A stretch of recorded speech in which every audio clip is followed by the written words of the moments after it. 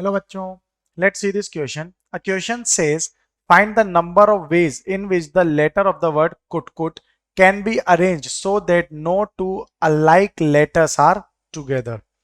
So here the key concept which we're going to use to solve this question is an inclusive and exclusive theorem which states that n of p union q union r is equal to n of p plus n of q plus n of r minus n of p intersection r minus n of p intersection q minus n of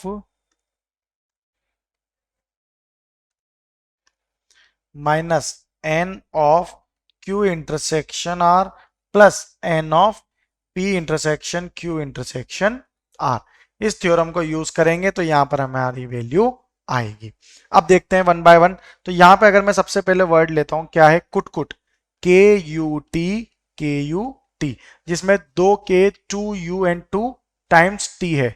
clear. अब हमें ऐसे number of words लेने हैं जिसमें कोई भी alike letters एक साथ ना हो। तो सबसे पहले अगर मैं total number of ways find करता हूं इसके लिए कि इन वर्ड्स को अरेंज करने के वेज कितने हो जाएंगे, तो टोटल वेज मेरे पास कितने हैं, टोटल वर्ड्स कितने, 1 2 3 4 5 6। तो 6 factorial divided by 2 factorial for u, 2 factorial for k and 2 factorial for t, which is equal to 6 into 5 into 4 into 3 into 2। Okay, now divided by 2 into 2 into 2। तो ये 2 से ये 2 cancel out होगा, 2 2 सा 4, ये cancel out हो गया, कितना बचा, 6 इंटू 5, 6 इंटू 5 यानी कि 30 into 3 equal to 90। So total 90 ways तो इनके अरेंज करने के हो गए। अब यहां पर हम जो फॉर्मूला लगाएंगे that is inclusive and exclusive theorem, उसके लिए देखते हैं वन आफ्टर द अदर। तो यहां पे अगर मैं बोलता हूं कि जो एन ऑफ पी होगा मेरा, ठीक है, एन ऑफ पी का मतलब जब 2k एक साथ होंगे, ठीक है, तो एन ऑफ के जो है वो मेरा इक्वल टू होगा एन ऑफ टी के लिए, और एन ऑफ टी जो यही जो हमारा इक्वल होगा एन ऑफ यू का इक्वल। तो मैं अगर एक वैल्यू निकालता हूँ लाइक एन ऑफ के निकाल लेता हूँ, तो के क्या होगा, अब के को अगर मैंने 2k हैं, ये दोनों अगर एक साथ आ रहे तो इन दोनों को 1 यूनिट मान लेंगे, रिमेनिंग कितने बचे 1 2 3 4 और एक यूनिट ये है, तो ये टोटल 5 फैक्टोरियल। तो ये होगा 5 factorial divided by you 2 times है और टी भी 2 टाइम्स। इसकी वैल्यू कितनी आ गई, 5 into 4 into 3 into 2 divided by 2 into 2।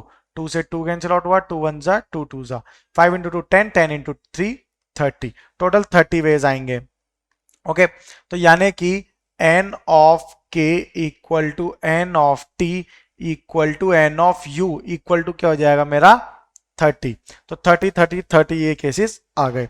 अब यहां पर हम निकालते हैं the number of events for n of k intersection t and n of k intersection u, then n of u intersection t। Clear. अब इनके लिए ये तीनों भी आपस में इक्वल है, तो अगर मैं किसी भी एक की कंडीशन निकाल दूं तो बाकी तीन इसके ऑटोमेटिक है, ऑटोमेटिकली इक्वल है। तो n ऑफ अगर मैं यहां पे k इंटरसेक्शन t निकालता हूं, k इंटरसेक्शन t, तो ये कितना हो जाएगा, यहां पे अब k इंटरसेक्शन t का मतलब जो में कॉमन होगा, तो यहां पे टोटल वर्ड्स कितने रह जाएंगे, 4 factorial divided by 2 factorial, because एक टर्म रिपीट हो रहा है।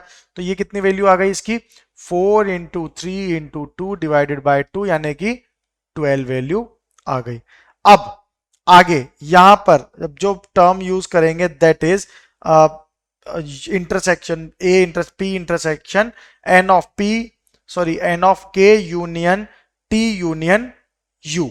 तो इसकी वैल्यू कितनी हो जाएगी यहां पर, N of K union T union U, ये हो जाएगी यहां पे वैल्यू हमारी 3 times of 30 minus 3 times of 12 plus 6 which is equal to, ये हो जाएगा 3 इंटू 30 90, 90 माइनस 36, 36 प्लस 6 यानी 96 माइनस 30 इक्वल टू 60।